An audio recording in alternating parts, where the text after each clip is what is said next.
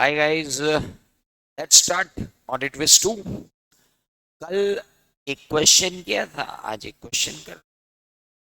Question 10 originally ऐसा है। CA Paras has been appointed as CFO of Prashant Limited. In this role, CA Paras is tasked with the responsibility of ensuring that companies, entities, operations are conducted in accordance with relevant laws and regulations. Okay. As a part of his duties, CA Paras is emphasizing the importance of adhering to all applicable laws and regulations that could impact the entity's specific disclosures in the financial statements.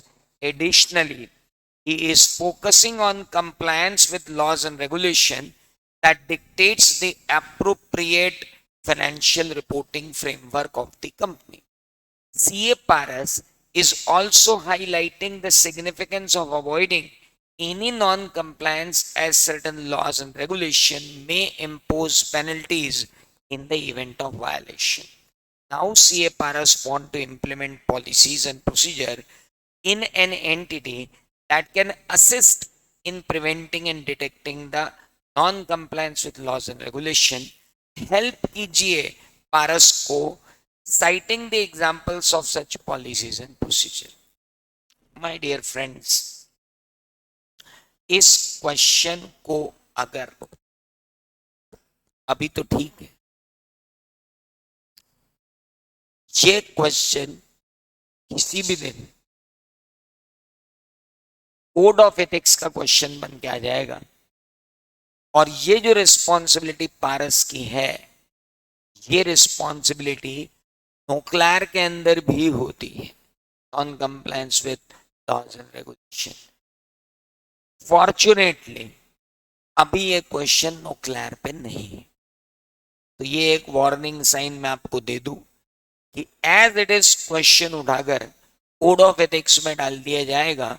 और जो code of ethics का part A होता है उसके अंदर नोक्लार के अंदर ये प्रोविजन है, बट मैं नहीं समझता कि ओल्ड कोर्स में उसे छेड़ा जाएगा।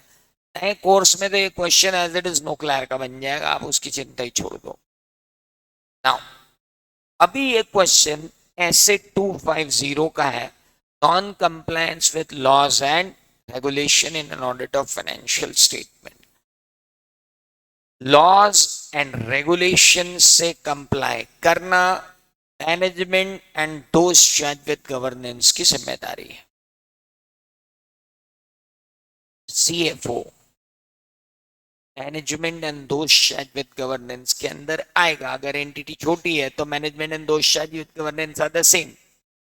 It in any means CFO will covered under the management and those shall with governance. ऐसे 250 के एक्सप्लेनेटरी मटेरियल में ये साफ कहा गया है कि management and those shall with governance को ऐसा इंटरनल कंट्रोल डेवलप करना चाहिए, ऐसी पॉलिसीज एंड प्रोसीजर्स लगानी चाहिए जिससे वो non compliance with laws and regulation को ट्रैक कर सके और ये इंश्योर कर सके कि non compliance with laws and regulations नहीं हो रहा है। आंसर जब आप देखने जाएंगे तो आपको पता चलेगा कि ऐसे 250 के कुछ एग्जाम्पल्स उन्होंने दिए हैं जिनके अंदर बोला है कि मैनेजमेंट ऐसे कौन सी पॉलिसीज और प्रोसीजर लगाएगा जिनसे वो नॉन कंप्लायंस पकड़ ले, ये एश्योर करे, या नॉन कंप्लायंस ना हो ये एश्योर करे। तो उसके लिए सबसे पहले monitoring legal requirement and ensuring operating procedure design to meet cert requirement. क्या आपके पास ऐसी कोई पॉलिसी या प्रोसीजर है जिससे आप ऑपरेटिंग स्टैंडर्ड ऑपरेटिंग प्रोसीजर है जिससे आप नॉन कंप्लायंस को मॉनिटर कर सकते हो?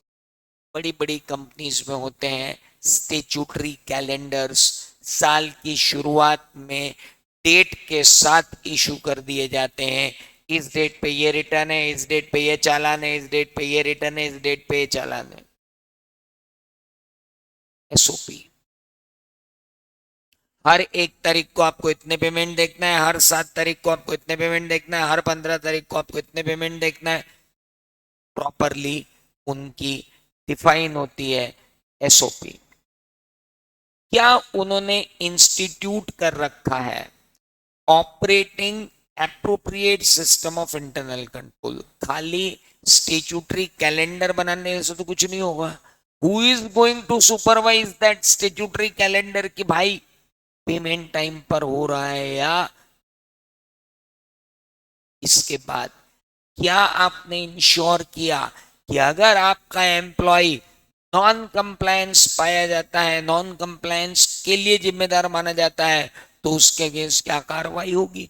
क्या आपने कोई कोड ऑफ एथिक्स बना के रखा कि अगर कोई भी पेनल्टी, मेरे एक क्लाइंट है उन्होंने बहुत क्लियरली बना के रखा हुआ, अगर किसी भी रिटर्न के फाइलिंग की कोई भी पेनल्टी हुई तनख्वाह में से काट लूं तेरी।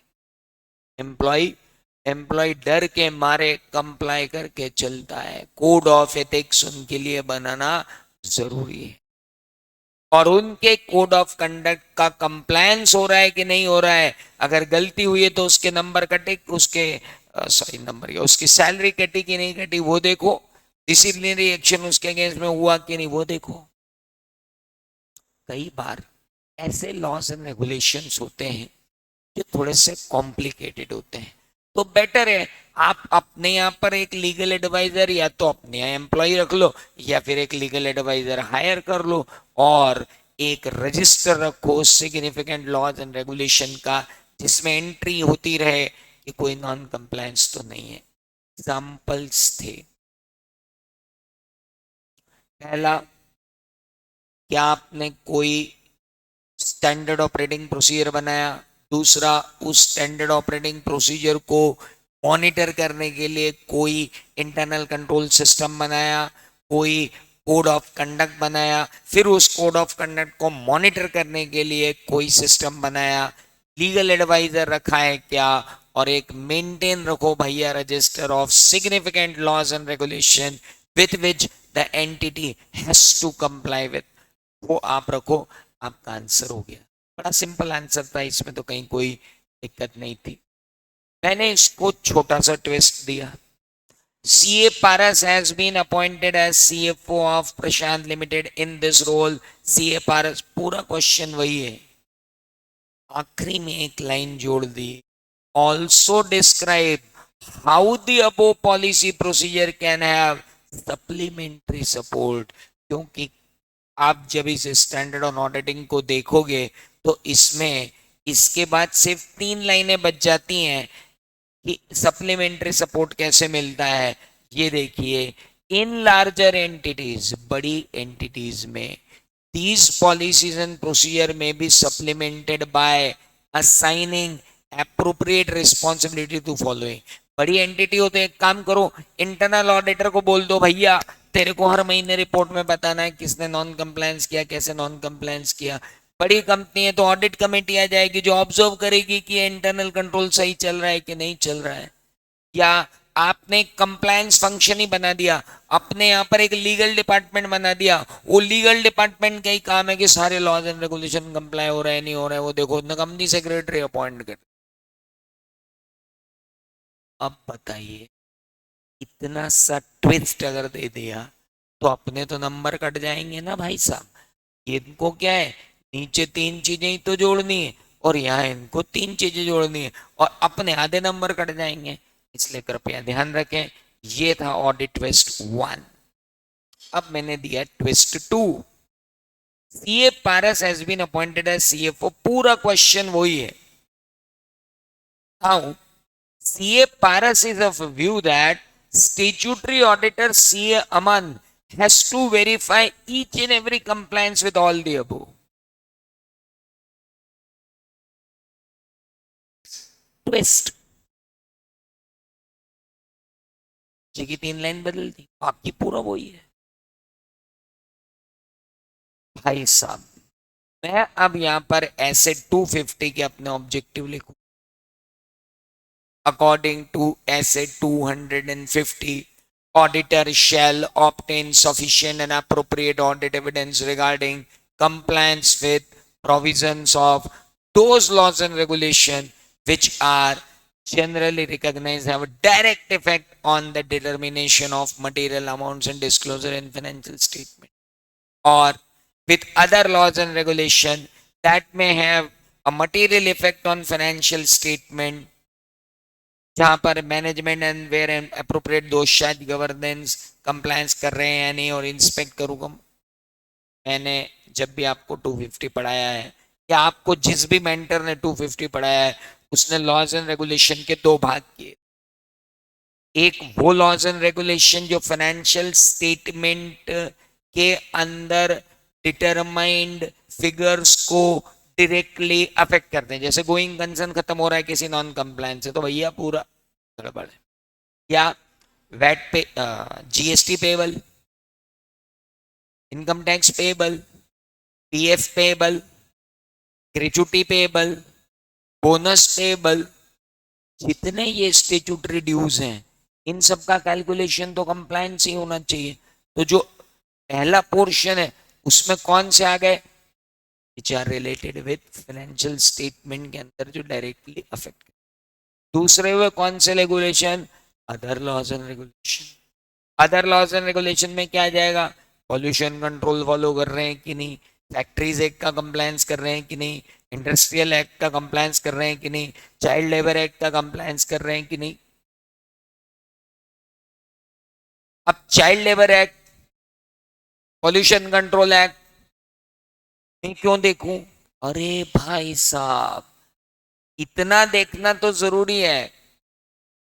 देखो, इनके लिए तो तुमको sufficient and appropriate audit evidence लेने के लिए स्पेसिफिक प्रोसीजर डिजाइन करके लगानी पड़ेगी, और इस बात के sufficient and appropriate audit evidence लेना पड़ेंगे कि वो लॉज एंड रेगुलेशन जो फाइनेंशियल स्टेटमेंट को डायरेक्टली अफेक्ट कर रहे हैं उनके बारे में तुम्हारे पास sufficient and appropriate audit evidence है कि दे आर कंप्लाइड विद।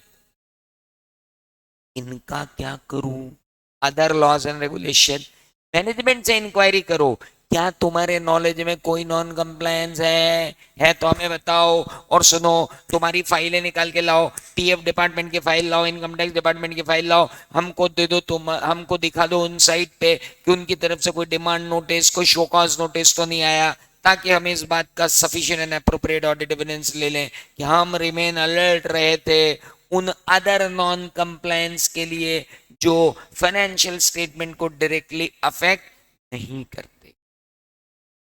मैं तुमसे रिटर्न रिप्रेजेंटेशन भी ले लूंगा कि तुमने मुझे इन सारे दूसरे एक्ट के बारे में जितनी जानकारी तुम्हें थी तुमने दे दी है, और तुम्हारे नॉलेज में तुम्हारी एंटिटी ने कोई नॉन कंप्लायंस नहीं किया, मैं तो पारस से एक रिटर्न रिप्रेजेंटेशन ले लूंगा लंबा चौड़ा अदर वाले इनके लिए पारस से एक लंबा चौड़ा रिटर्न रिप्रेजेंटेशन अपन ले लेंगे। इतना लिखना है, तब ध्यान रखना बॉस, लैंग्वेज वही हो सकती है लेकिन आखिरी में ट्विस्ट आ सकता है। ऑडिट ट्विस्ट में और आगे बात करेंगे कल। Thank you.